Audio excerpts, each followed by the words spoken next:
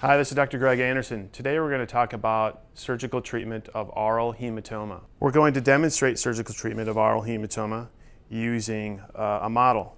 And the model is made of fabric. And on one side of the model we have some fabric with what looks like hair on it, and that's to represent the convex side of the pinna. And on the other side we have a leather-like material that's representing the concave surface of the pinna.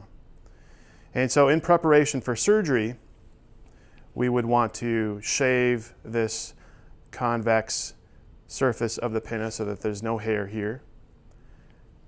And then we would do a conventional surgical scrub, and we would drape out the area so that the pinna and really about nothing else is in our surgical field. So if you can imagine that we've already done that, the way that we're going to treat this pinna is with these instruments. And what we have is a needle holder. This is an Olsen-Hager needle holder with scissors. We have a rat tooth pickup forceps. We have a number 3 blade handle with a number 15 blade. And some optional equipment include a punch biopsy and some tongue depressors. And so the first part of the surgical treatment of aural hematoma starts with an incision on the concave surface of the pinna to drain the fluid that's underneath, the fluid that sits between the skin and the cartilage. And so typically the pinna is held like this with one hand underneath the pinna and the concave surface facing the surgeon. And I'm going to make an incision, and my goal is to make this incision through the skin but not through the cartilage that lies underneath. So I'm making my incision down the long axis of the pinna.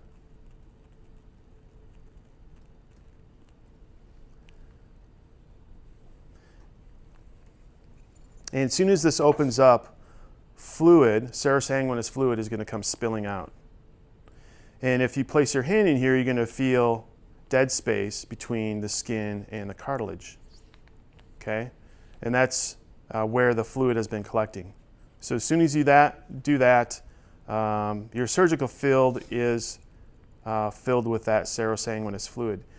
If you're suspicious that the area might be infected, now would be the time to collect a sample for culture and sensitivity. I'm making my incision fairly long here. And the next step would be to rinse out this space between the skin and the cartilage. Some people will make this incision curved a little bit, with the idea that a curved incision, as it heals by second intention, will result in less contraction. Whether or not that's actually true remains to be seen.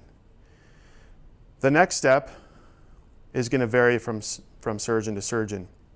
What I like to do is actually to take a sterile tongue depressor, and you can autoclave these, and I'll slide it in between the skin and the cartilage, and I'll use my punch biopsy instrument, and I'll make little drain holes through the skin. And the reason for the tongue depressor is to prevent this instrument from going full thickness all the way through the cartilage.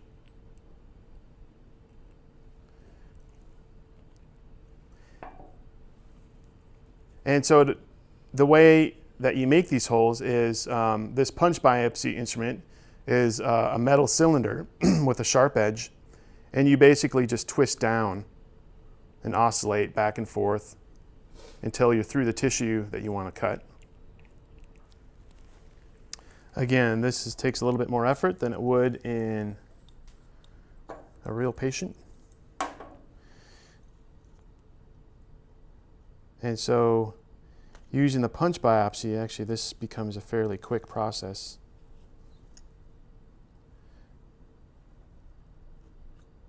And so each one of the holes in this skin is going to heal by second intention to the underlying cartilage, and that's going to create, like I said before, these spot welds between the two tissue planes so that they can't separate and accommodate a fluid pocket. So the next step in this treatment is placing our sutures, and for this I'm using some 3-0 suture. This is 3-0 nylon or ethylene suture. You can use really a wide variety of sutures. I like the monofilament because it has a low tissue drag, and this is a non-absorbable suture, so this will need to be removed. And I like to keep the sutures in for about 3 to 4 weeks actually, so longer than you typically would for other types of incisions. So now my goal is to suture the skin to the underlying cartilage. And I do that by taking small bites through the skin and into the cartilage. It's important to orientate your suture bites, and you have to consider the fact that there's a blood supply coming from the base of the ear up and supplying the rest of the ear. And so I'm going to place my sutures parallel, the bites, parallel to the long axis of these blood vessels.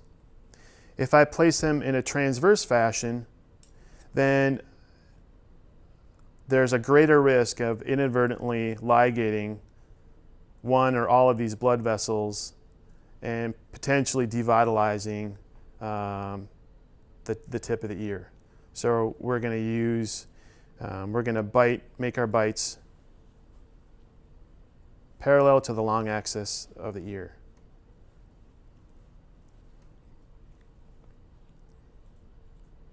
And they don't necessarily need to be at the skin edge, they can.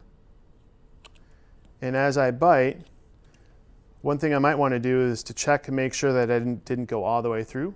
It's not a huge deal if you do, but again, your goal isn't to go through the skin on the convex side of the ear, it's just to go through this cartilage. And I just want to oppose tissue here, so there isn't a lot of tension. I'm just going to use some simple square knots, interrupted sutures.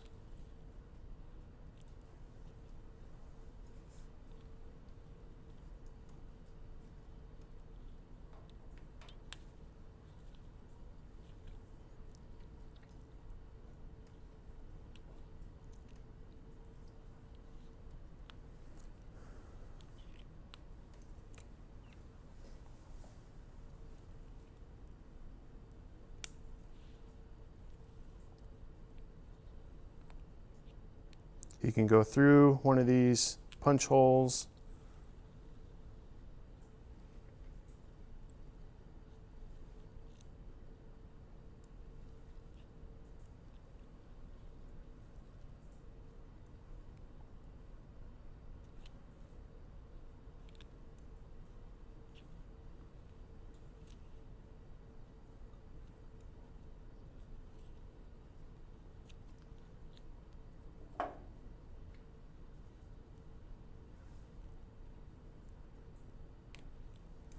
It's good to leave a little bit of a tag so you have something to grab onto when it's time to remove these sutures, because this dog will likely be awake and could be jumping all over the place. And this process, it takes a while because you don't want to skimp on the number of sutures that you use, because these sutures are trying to reduce or eliminate the amount of dead space or potential space between the skin and the cartilage.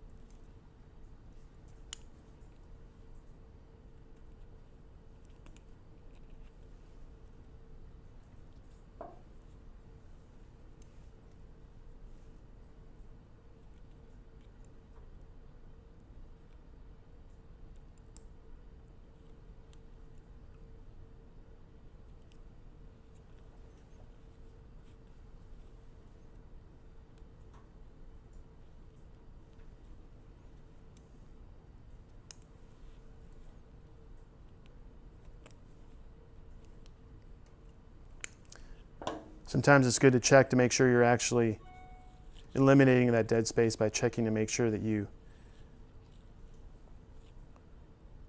gripping the cartilage. So that one, my tongue depressor stops there. If I come over here, my tongue depressor goes beyond that suture. So this suture didn't go through the cartilage. So I want to redo that one. So put our last bite here.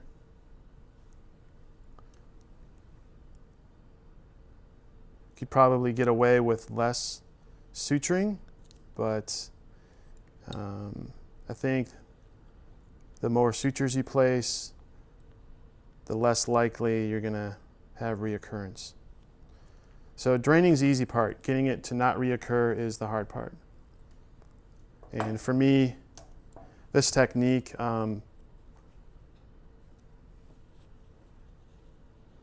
I haven't had one reoccur after this technique. And we're pretty much done with the surgery with placement of these sutures. Some surgeons will put the pinna in a bandage, so they'll lay it up against the dog or the cat's head, and then they'll wrap a bandage all the way around the head to lay this flat and provide some compression. And there's nothing wrong with that. I prefer not to bandage them. In my experience, the bandage usually slips one way or the other. It slips forward and it covers their eyes, or it slips back and it becomes a mock turtleneck. So I don't bandage these dogs or cats, but I will put an e-collar on them. And the e-collar only has to go just beyond the pinnas of the ear so that they can't scratch it. So it doesn't have to be as long as a conventional e-collar. And again, the purpose of the suture is to hold the two tissue planes intact, eliminate dead space. You'll notice that there aren't any sutures right at the cut edge of our long incision here, and that's done intentional.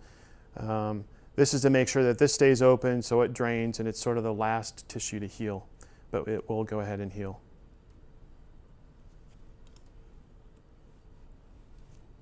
And that's the end of this demonstration.